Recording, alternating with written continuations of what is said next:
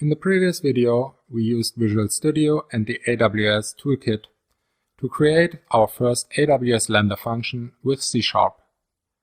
Now we will create a more complex serverless project that contains Lambda functions and API gateway.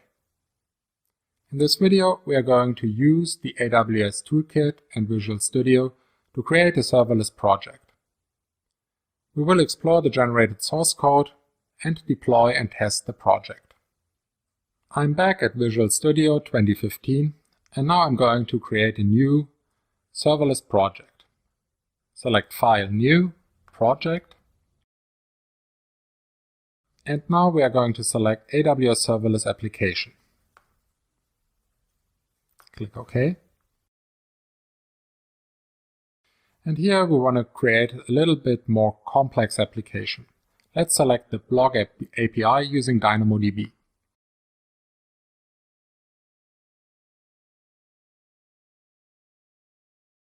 Our serverless project has been created. Let's take a look at the files that have been generated for us.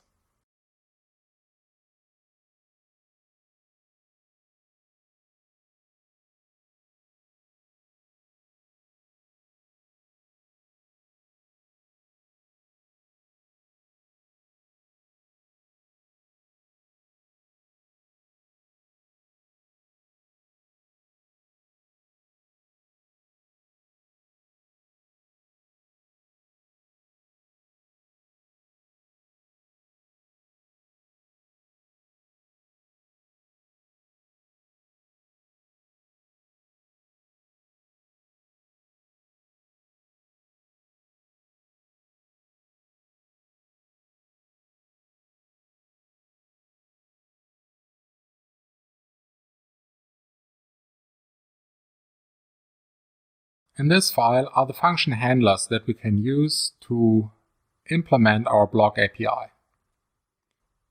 In the function CS file, we find the function handlers that are used to implement the business logic for our blog API. First, there's a constructor that sets up the context for our DynamoDB client. For example, here we retrieve the table name from an environment variable and set up the context for our DynamoDB client.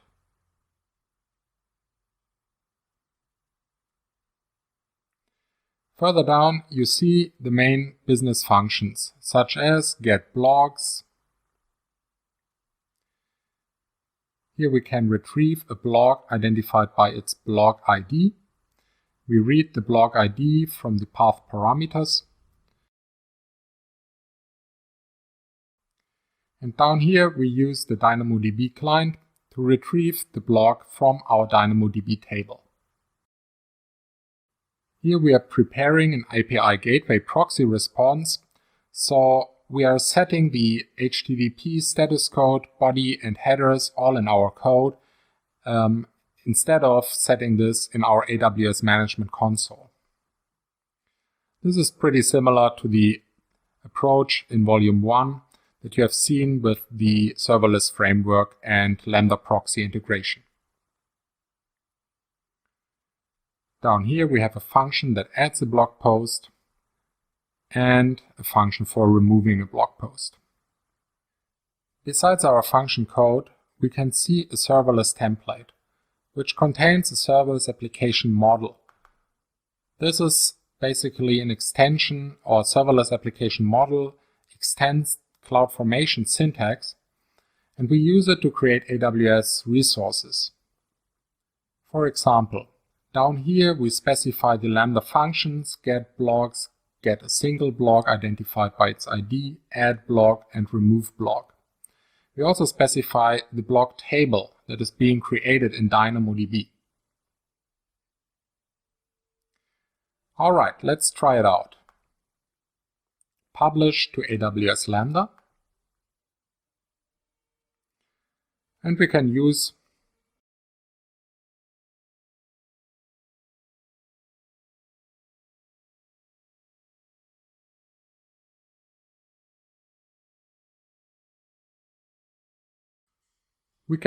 the same account settings as before.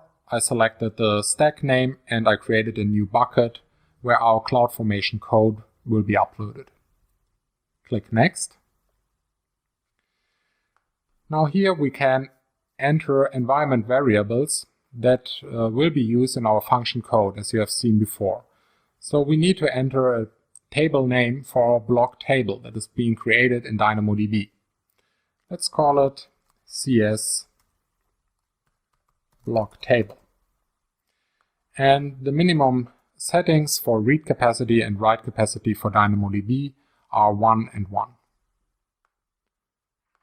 We want to create the table if it doesn't exist, and click on Publish.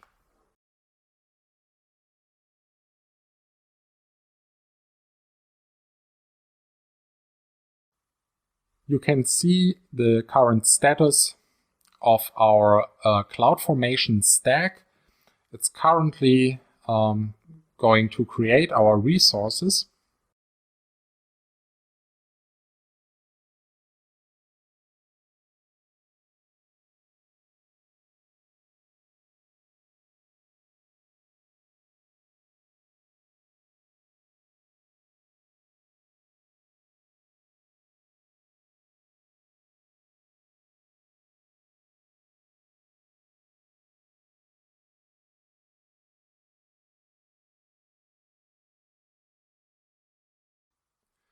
Finally, it should end with create completed. If there was some error in your setup, you should get some info back on your console, or you can go to the AWS Management Console dashboard, head over to the CloudFormation dashboard and see what has gone wrong. You can also delete your CloudFormation stack and all the resources that have been created here by going to your AWS Management Console and simply delete the stack.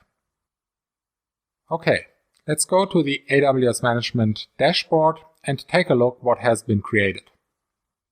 Here you can see the URL to our API. Copy the URL and open Postman. This is the final video of the second volume of Learning AWS Lambda. In the second volume, we explored programming Lambda using Java, Python, and C#. In the case of Java, we used Eclipse with the AWS Toolkit plugin to create simple Lambda functions as well as more complex serverless projects that include multiple Lambda functions, API Gateway Service, and DynamoDB. Similarly, in the case of C#, we used Visual Studio with the AWS Toolkit to create simple Lambda functions as well as a more complex serverless project. For Python, we used again, as in Volume 1, the serverless framework. I hope that you enjoyed these videos and that it helped you to get started with AWS Lambda.